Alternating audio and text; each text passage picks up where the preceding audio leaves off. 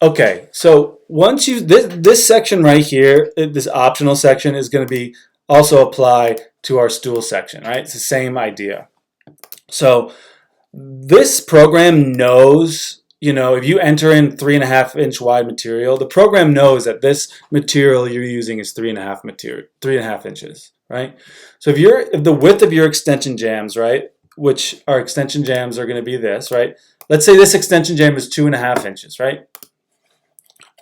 So if we go to 2.5 inches, we put 2.5 in there, it's going to know, hey, you can only get, based on a 3.5 inch wide boards, you're only going to be able to get one extension jamb out of one board, right?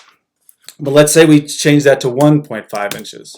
You can see this number changes over here, right? Watch this number over here. It goes from 22 to 30, right? And the reason it does that is because if it knows that this is 3.5 inches, then it will know that, hey, you can get two extension jamb boards out of one of these 3.5 inch wide board, right?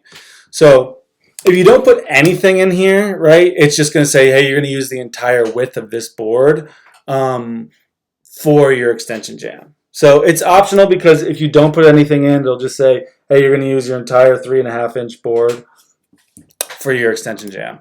Let's say, watch, if we went this to 1/6, right, and our extension jamb was 1.5, you can see how that number changes, right, from 17 to 16, because we're going to be able to get how many? 1.5, 3.